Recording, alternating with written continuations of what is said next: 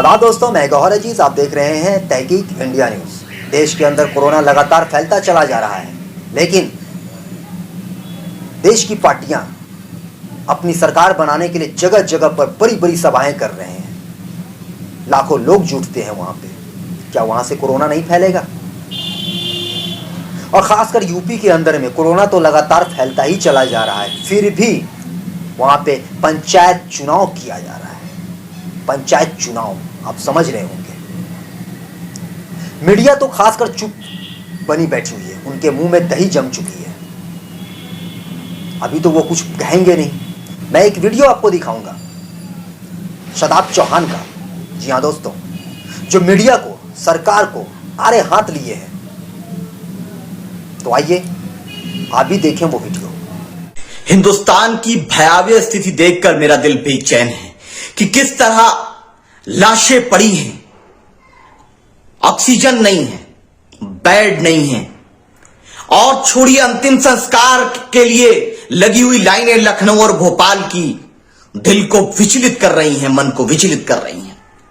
लेकिन दूसरी तरफ बेशर्म पत्रकार, बेशर्म सरकार, बेशर्म अधिकारी और बेशर्म चुनाव आयोग, ये सब मिलकर मजाक उड़ा रहे हैं। गरीब मर रहा है, लोग जान की भीख मांग रहे हैं। तो एक तरफ चुनाव आयोग की चाटुकारिता का हाल यह है कि वो चुनाव कराने में व्यस्त है, तो दूसरी तरफ सरकारें सिर्फ और सिर्फ इस्तेमाल कर रही है, शराब के अड्डे तक बंद नहीं कर पा रही, चुनाव तक रोकने के लिए, पंचायत चुनाव तक रोकने के लिए कदम नहीं उठा पा रही। तो तीसरी तरफ वो भांड मीडिया, जो कल तक जब 500 केसेस आते थे तो बड़ी बड़ी बातें कर रहा था कि कोरोना कैरियर है तबलीगी जमात के लोग, उनके मुंह से एक शब्द नहीं निकल रहा सरकार के लिए, चुनाव आयोग के लिए। और याद रखिए, जो अधिकारी आज सरकार की चाटुकारिता कर रहे हैं, याद रखिए बीमारी आपको भी हो सकती है, किसी को भी हो सकती है। आज अगर जागे नहीं तो याद रखिए ये बीमारी सबको नुकसान देगी। अफसोस कि हमारा प्रधानमंत्री अभी भी रैलियां करने में व्यस्त है। 2.5 लाख केसेस आ रहे हैं देश में। चाहते क्या हो मोदी जी, योगी जी? आप बड़ी बड़ी बातें कर रहे हैं। आप खुद पॉजिटिव, जो बंगाल में रैलियां करके आए तो वहां से कोरोना हो गया। अब तो मान लीजिए उत्तर प्रदेश की स्थिति भयावह हो चली है, लेकिन पाबंदियां सिर्फ मखसूस तबकात पर। और ट्विटर पर ट्रेंड करा रहे हैं लोग कि स्टॉप रमजान गैदरिंग, यानी कि रमजान में लोगों को रोकिए। अरे रमजान की भी कोई शिकायत नहीं है, कोरोना कुंभ बन चुका, उसके बारे में एक शब्द बोलिए। हम सबकी आस्था का सम्मान करते हैं, लेकिन उस कुंभ ने कोरोना कैरियर बनकर पूरे देश में वो कोरोना फैला है, क्योंकि 2 लाख से ज्यादा नहीं बल्कि 20 लाख लोग, और वो कह रहे हैं हम लगातार जारी रखेंगे। मोदी जी ने अपील की, उसके बाद भी ठुकरा दिया। ऐसे लोगों पर कार्रवाई कब करेंगे? उनको मीडिया कोरोना आतंकी, कोरोना बम कब कहेगा? मैं पूछ रहा हूं कि जो सवाल आप उठा रहे थे, पूरे दिन प्राइम टाइम की डिबेट चल रही थी, बड़ी बड़ी बातें की जा रही थी। कब कुंभ में जो ये हरकत हुई है और चुनाव आयोग के ऊपर जिस तरीके से बंगाल में चुनाव हो रहे हैं और नेता सब रैलियां कर रहे हैं, नरेंद्र मोदी के खिलाफ मुकदमा कब होगा, अमित शाह के खिलाफ मुकदमा कब होगा? क्योंकि मुख्यमंत्री ने कहा कि एक बार मास्क नहीं लगाया तो 1000 और अगली बार नहीं तो 10,000। मतलब गरीब से लूट लो सिर्फ। क्या यही नियम, मैंने पूछा, क्या यही पंचायत चुनाव में लागू होता है? क्या लागू हो रहा है? कोई बता सकता है मुझे? क्या बताइए कि शराब के अड्डों पर ये गाइडलाइन का पालन हो रहा है? जरूरी है कि शराब के ठेके खुलना? शराब के ठेके आतंकवाद का पर्याय हैं, महिलाओं की इज्जत लूटने का सबसे बड़ा कारण, अपराध का सबसे बड़ा कारण, एक्सीडेंट का सबसे बड़ा कारण। अरे उनको तुम बंद नहीं कर पा रहे, लेकिन आपका टारगेट धर्मस्थल में भी आप मखसूस टारगेट करना चाहते।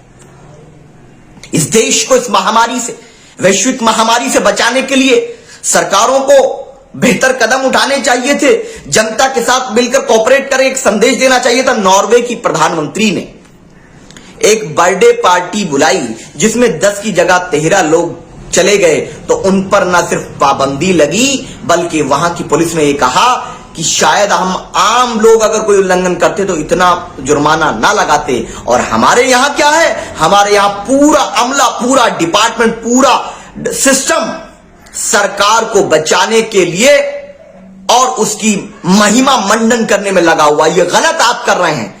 इस देश के संविधान को सर्वोपरि रखिए और इस वैश्विक महामारी को सीरियस कंसर्न अगर मानते हैं, वाकई में अगर मानते हैं, तो इसके लिए जो सही कदम उठाइए। उत्तर प्रदेश में लॉकडाउन होगा, दिल्ली में लॉकडाउन होगा, बंगाल में लॉकडाउन नहीं होगा। लॉकडाउन का टाइम 8 से 7 होगा। मास्क लगाना कोई साइंटिफिक सॉल्यूशन नहीं है। कौन है तो मुझे बता दीजिए। उसका जो साइंटिफिक सॉल्यूशन यह है कि केयर हो। टेस्ट क्या कर रहे हैं उसका क्राइटेरिया, वेटिंग चल रही है टेस्ट की, बेड नहीं है, ऑक्सीजन नहीं है, रेमडेसिविर जो दवाई है उसकी कमी है। जो इश्यूज है उन पर काम करिए।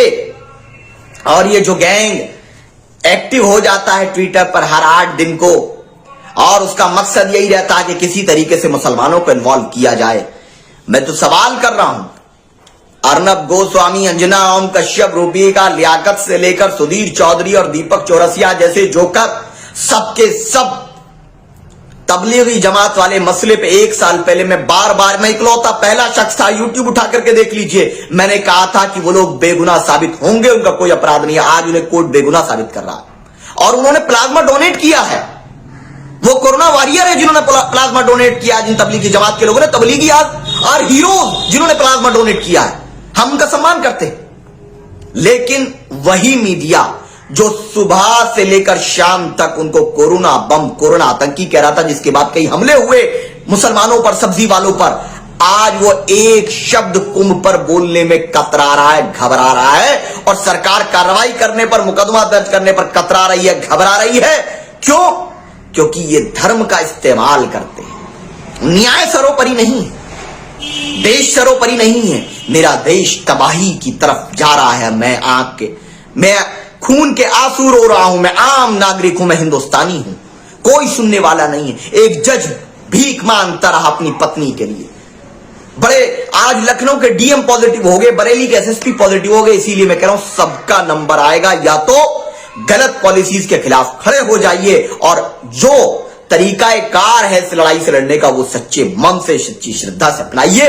वही सबसे सर्वोपरि है। देखा दोस्तों, आप लोगों ने जो ये महामारी फैल रही है, इससे बचने की कोशिश करें और आपस में एकजुटता बनाकर जरूर रखें। इस कोरोना के चक्कर में आपसी तालमेल को खराब ना करें, आपसी भाईचारगी को खराब ना करें, क्योंकि देश में बहुत बड़ा प्रोपंडा अपनाया जा रहा है कोरोना को लेकर।